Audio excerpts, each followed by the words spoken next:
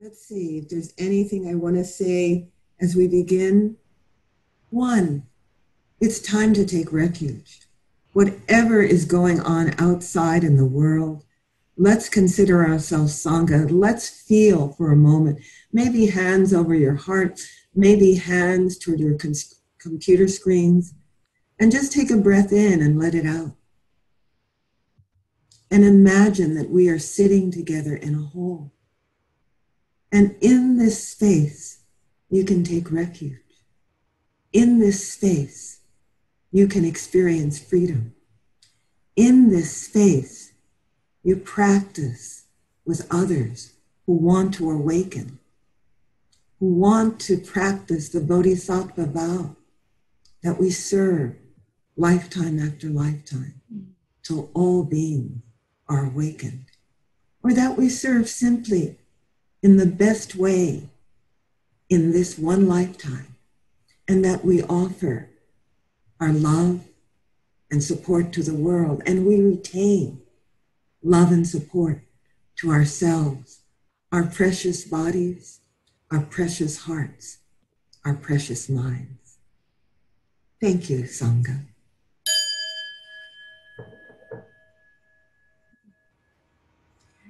I know that my talk is about the new normal, or as Leah said tonight, the new abnormal, or maybe the old normal and the old abnormal.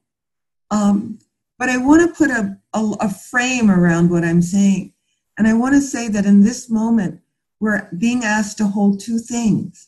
And they may seem paradoxical or contradictory, but as I say in my classes, it is not either or. It is both and. And so this is a moment in which we're called to hold and understand Black Lives Matter. And it is also a time that under that we are called to look at all the anti-Black racism that may exist in communities of color and the internalized oppression. And it is also a time that we need to know the stories and the struggles of all of our peoples, because I believe that unless we are united, we cannot make the world that we want to live in, and that all of our struggles, all of our sufferings, all of that also matters. So we hold both. And I want to say, tonight, I'll draw from some Buddhist teachers, but what really moved in my heart was to call in some of the wisdom teachers and activists that are in so many of our struggles. And so the question of, are we headed for a new normal after the pandemic? And what was the old normal? And I want to begin with a quote from Malcolm X. And some of you may have only heard the press that Malcolm X was into violence and war, but Malcolm changed after his pilgrimage. And he was very much into the unity of all peoples, including white people.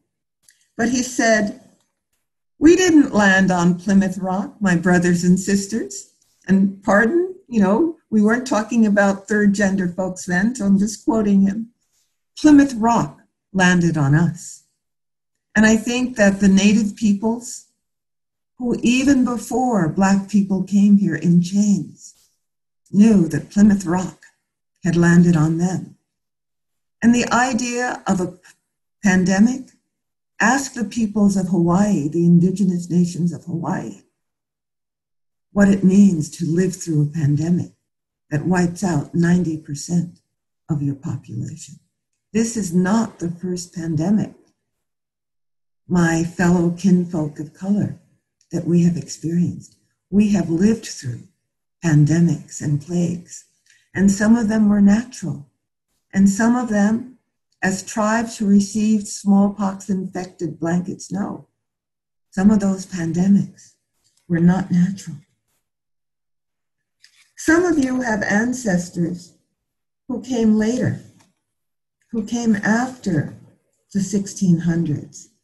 And I want to say In the words of the 1973 album, A Grain of Sand, produced by Chris Iijima, Nobuku Mayumoto, and Charlie Chin. We are the children of the migrant workers. We are the offsprings of the concentration camps, sons and daughters of the railroad builders who leave their stamp on America. And they spelled America with 3 Ks. And I want to remember the Chinese who labored to build the railroads. And when it was time to honor the railroad builders who'd laid track that united the 2 coasts, the Chinese who had labored and died were not invited. The Irish workers were honored, but the Chinese were deliberately left out. I think there is a parallel between the woman who went to the Buddha after her child died and said, "Master, bring my child back to life. You are a great teacher." And the Buddha did not say to her immediately a teaching that she could not hear.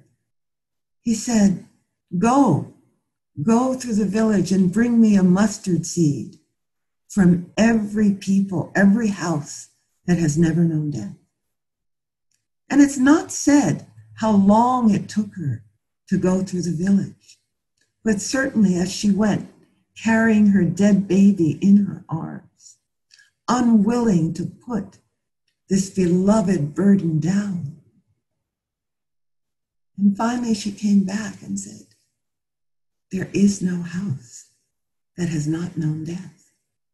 And I want to say, people, there is no one on this call, there is no one in the world who does not have ancestors that experienced hatred, greed, the theft of their lands, the unjust killing and pillaging of their homes, the rape of men, women, and children.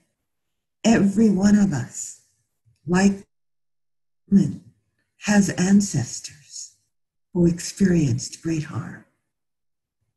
That, and for those of us who came here, whose ancestors were brought here in chains, whose ancestors were taken from their lands, forcibly marched, leaving the dead by the side of the road unburied. For those of you who came in steerage, who were brought to, sometimes unwilling, there is no one who hears my voice who does not have ancestors, who on coming to this land were treated unjustly. Our old normal is the death and lynching and killing of our kin. The death of George Floyd or Ahmaud Arbery is only the latest visible manifestation of the unjustified murder of our kinfolk, our beloved mothers, fathers, sisters, and brothers. And it is echoed in communities of color. When in 1982, Vincent Chin was murdered in Detroit, murdered because he was Asian American, murdered because the people who killed him were angry that Japan was sending small, non-gas guzzling, fuel-efficient cars to the US, and the Detroit factories were closed. They pleaded guilty to his killing. They were not ashamed or afraid to say that they had killed him as an Asian American because of their anger at the importation of cars. And what happened to them? 9 months later, they got probation, 3 years probation, and they were charged $3,000, $780 in fines and court costs. And the judge said, these aren't the kinds of men that you send to jail. You fit the punishment to the criminal, not the crime. So I want to make it very clear to my African American kin who are listening to me.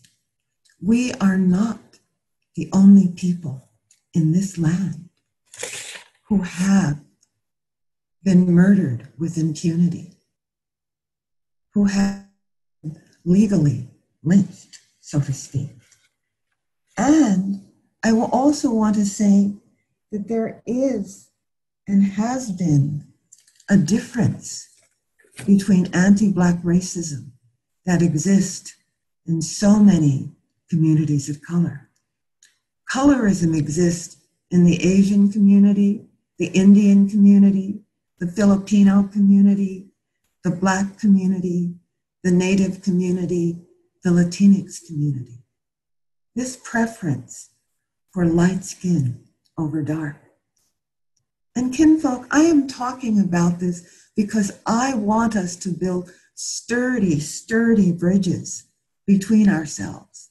And if we do not acknowledge our history, then I don't think we can truly make the alliances that we need to survive.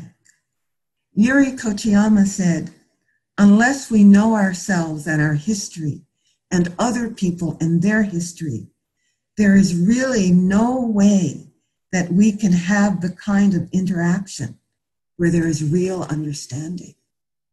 We need to build collaborations.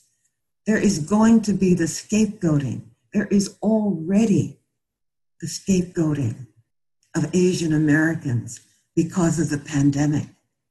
This is going to continue. And my Black, my African American folk, and my Latinx kinfolk, we need to talk about that at the tables with our relatives who fall into the trap that white supremacy is building to keep us separate. So I want to say that all of us too, have had to deal with internalized oppression. And I want to say Isabel Wilkinson, is writing a book in which she is comparing the racialized treatment of Black folk in America to the caste system of India. And she talks about, that in 1959, Martin Luther King went to India, and he said he wasn't going as a tourist. He was going to make pilgrimage to the land where Gandhi lived, where nonviolence, to this land where nonviolence, had made such a difference in the liberation of India from colonialism. And he wanted specifically to meet with people who were the so-called untouchables, the Dalit people. And, I don't want to override the issue of caste and the Dalit. Many Dalit people converted to Buddhism, and Ambedkar did mass conversions of thousands because he felt that there were no way that Dalit people could awaken to their humanity under the structure of Hinduism. And talking about Martin Luther King was taken to an area where the Dalit people lived and taken to where there were, quote, untouchable children in school. And the classroom teacher said, children, I want to introduce you to a member of the untouchable caste in America. And Martin Luther King was taken aback and shocked. He had met with the Prime Minister of India. He was seen as a great person. He did not, in that initial moment, feel that he was an untouchable, but he slowed down and he reflected. And he said that yes, he and the 22 million people that he had not expected. I'm going to read this. For a moment, he later recalled, I was a bit shocked and peeved that I would be referred to as an untouchable. Then he began to think about the reality of the lives of the people he was fighting for. 20 million people consigned to the lowest rank in America for centuries, still smothering in an airtight cage of poverty, quarantined in isolated ghettos, exiled in their own countries. And he said to himself, yes, I am an untouchable, and every Negro in the United States of America is an untouchable. In that moment, he realized that the land of the free had imposed a caste system, not unlike the caste system of India, and that he had lived under that system all of his life. I also want to speak about internalized oppression, because again, as I think of our emergence, or maybe our lack of emergence from this pandemic, because our peoples, all of them, are the ones who are the sickest. People of color die sooner. 20 years ago, the life expectancy on the Pine Ridge Reservation was 51 years of age. When Deepak Chopra was saying that 50 was the new 30, I remember thinking, who is 50? Is he talking about that? Is he talking about? We get less of modern medical benefits. The maternal mortality among Black women crossing all class lines is twice that of their white counterparts. So is the infant mortality rate. And what I want to say is, in the pandemic, which at one point was said to be the great leveler, one of the things about this pandemic, it affected the rich, white, so-called developed nations. But as we looked closer into the statistics, we found that Black and Latinx people were not only getting the virus more proportionally, that we were dying in greater numbers. And that in some areas, we didn't have hospitals, we didn't have running water. We couldn't protect ourselves. So again, this is our old normal. The abnormal of the pandemic is the abnormal that our people have experienced since they got here.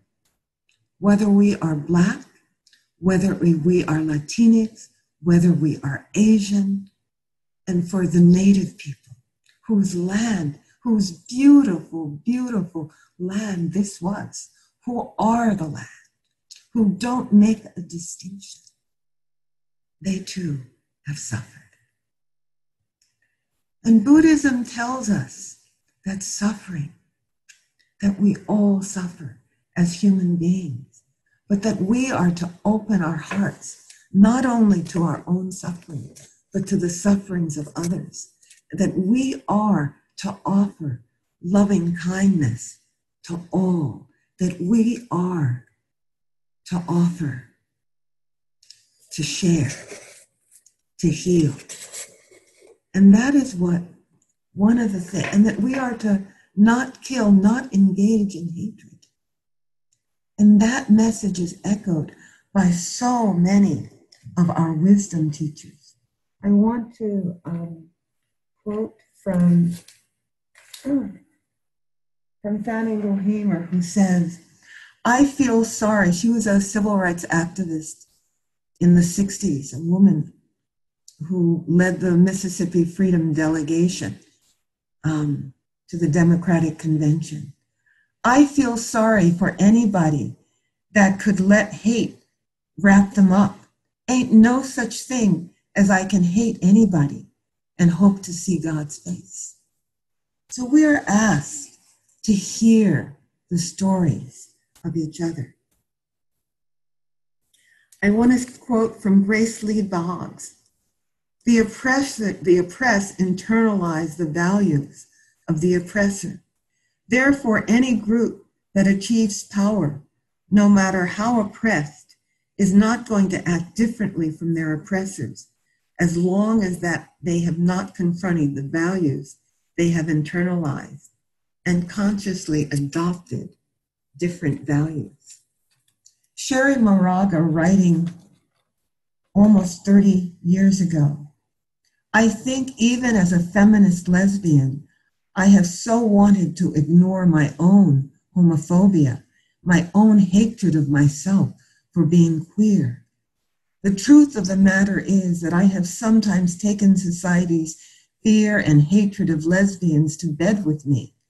I have sometimes hated my lover for loving me. I have sometimes felt not woman enough for her. I have sometimes felt not man enough. For a lesbian trying to survive in a heterosexist society, there is no easy way around these emotions. Similarly, in a white-dominated world, there is a little getting around racism and our own internalization of it. It is always there, embodied in someone we least expect to rub up against. Now, in the 70s, we were just exploring our internalized racism, our internalized self-hatred. I want to believe that those of you who are younger than me, who have come up in later struggles, who are claiming your multiracial lineages, who are claiming your queerness, your non-binary identity, who are demanding that the world make room for you just as you are, who are not stepping in the background as Bayard Rustin was forced to do as a closeted gay man who worked with Dr. King. I want to believe that it has been better for some of you, that you have not had to hide as much. I know that sexual abuse and colorism has been in your family, but let's take a moment and just reflect on the statement that I just read. It's by a lesbian, but it could be about any of us. Have we been able to let go of internalized self-hatred, whether that is our body being too large or too small, whether that is about the colorism that we were raised with? What is it that we have been able to let go as we have claimed the fullness of who we are? And so I know this is a little bit edgy, so think for a moment about what message you were taught,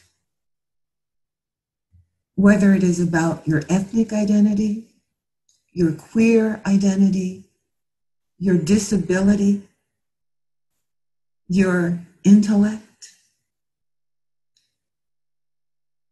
There is some target identity that you hold that you not only heard from outside of your community, but from the inside of your community. Is it because you are a female-bodied person? Wilma Mankiller says that I've run into more discrimination as a woman than as an Indian. So let's think for a moment about some aspect of our identity that we have struggled to claim in spite of, regardless, as Alice Walker said. Let's think of an identity that we are claiming in spite of the messages that we have heard. And if that feels, and I'm going to ask that we go in groups, and if that feels too edgy, let's think of a way that we have stood up for someone not in our own group that we have identified. So how have you stood up for the rights of African Americans or Black people if you are not that? How have you stood up for the rights of animals? How have you stood up for the rights of queer people if you are not queer? So either I'm going to ask us to share an identity that we are reclaiming in spite of the messages we got from within our community. Because I want us to walk out of this pandemic claiming some new normal. I want us to walk out of the new norms of this pandemic being different than how we came in.